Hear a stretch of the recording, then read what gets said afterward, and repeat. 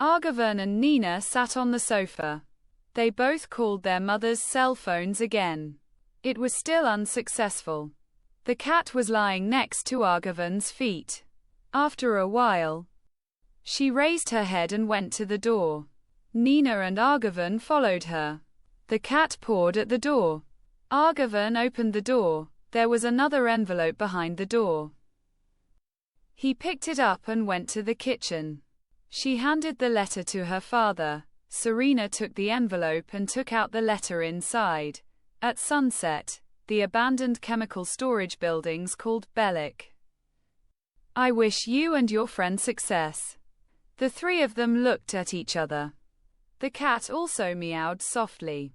ارغوان said, "This address shows that the matter is serious, but why are they so insistent that the two of us go there and they don't ask for anything from you, not money or anything else?" Sورna said, "This is very strange, we have to do whatever they say. I hope your mother is okay and that she hasn't been hurt."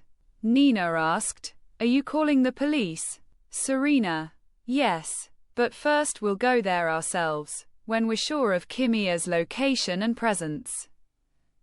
We'll let them know. I hate sitting here and waiting for them to do something." ارغوان said, "Do you mean we want to do it without the police?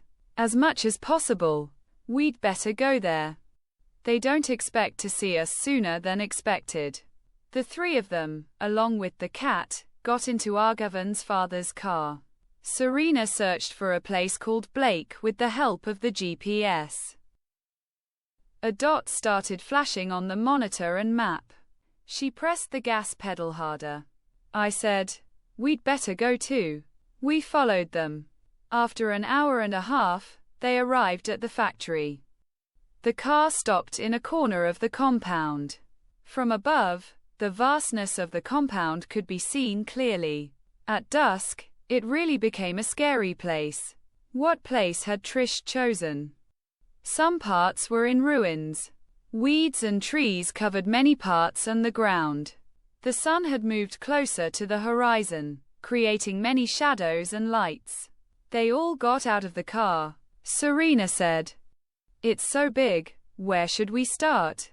ارغوان replied, "Do you think there's anyone there now?" Sورna looked around. On the chest of one of the buildings? The name bלק was engraved on a large sign. They were starting from there. She turned to the girls and said, "It's better to be together. This way, both our safety and my imagination are better. We'll start from the building where that sign is installed." They entered the hall. The large windows lit up the compound. The place was full of large tanks and thick and thin pipes.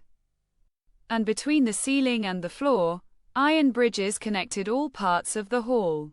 One part of the hall was plunged into darkness. Sورna searched among the iron pipes and bars that had fallen on the floor, looking for something suitable for defense. ارغوان and Nina also started searching. ارغوان chose a narrow and relatively long bar and moved it like when she was moving a tennis racket to hit a ball. ارغوان said, "This is good for playing tennis, when instead of a ball. I hit them in the head."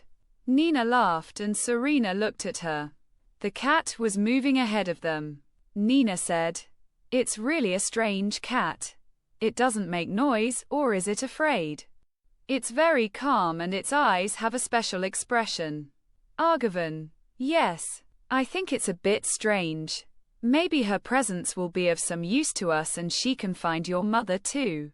She's not a dog." They searched the downstairs and used their phone flashlights in the dark areas. The sun had set and the sky was experiencing its last moments of light. ارغوان said, "Dad, we're not getting anywhere like this. We just searched the downstairs, we didn't see the upstairs and the basement. There are a few more buildings. We have to go back to the compound and wait for the police and kidnappers to arrive. Nina, call your parents, they must be worried about you." Nina dialed her mother's phone number. But it was still unsuccessful. "She's not answering. My father must have finished his work too. Call him and tell him where you are. Then give me the phone so I can talk to him. Okay. Hearing her father's voice, he said, Hello, Dad. I think something happened to Mom.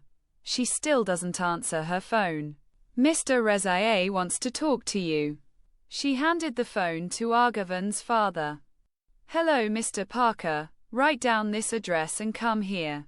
Unfortunately, we got into trouble. I think both my wife and your wife had an accident.